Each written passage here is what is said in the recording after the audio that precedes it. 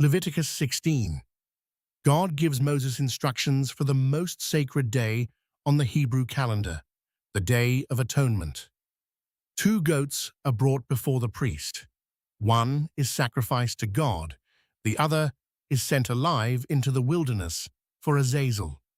Most people who have read this passage never stop there. They should, because Azazel is not a concept. Azazel is not a metaphor for sin. Azazel is a name, and the Book of Enoch tells you exactly who he is. On the Day of Atonement, the high priest lays both hands on the head of the second goat and confesses over it all the iniquities of Israel. He transfers the sins. Then the goat is sent into the wilderness, to Azazel. This is where the English word scapegoat comes from. But in the original Hebrew, it is not symbolic. You are sending the sins of an entire nation to a specific being, in a specific location, for a specific reason.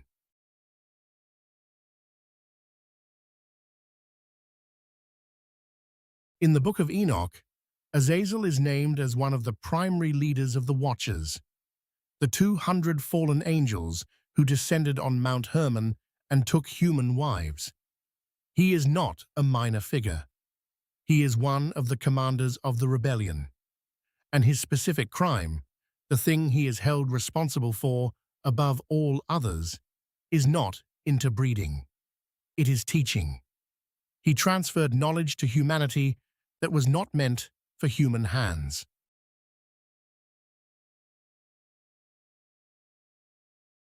First, Enoch describes what Azazel taught in precise terms. To the men, he revealed the making of swords, knives, shields, and breastplates, the complete technology of war. To the women, he revealed the arts of adornment, how to use jewelry, how to apply pigments and cosmetics, how to enhance their appearance. The text is explicit about the result. Lawlessness spread, sexual corruption multiplied. The earth was filled with violence. The Book of Enoch places the origin of both war and vanity at the feet.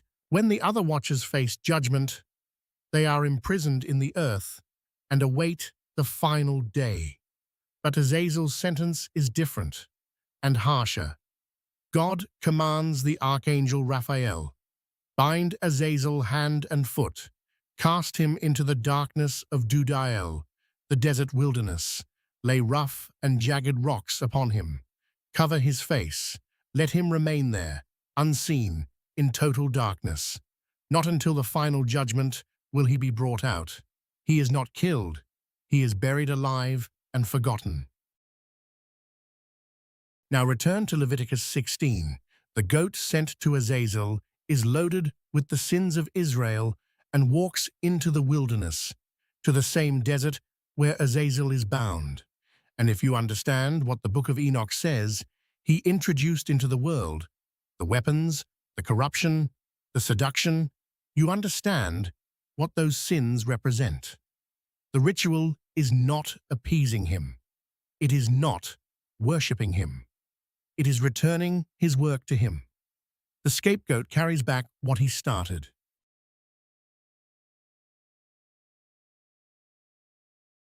Raphael, the archangel assigned to bind Azazel, carries a name that means God heals.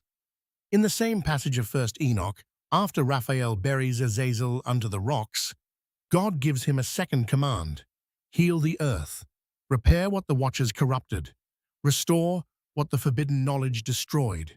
The same angel who imprisons Azazel is tasked with undoing everything Azazel broke. That pairing is deliberate.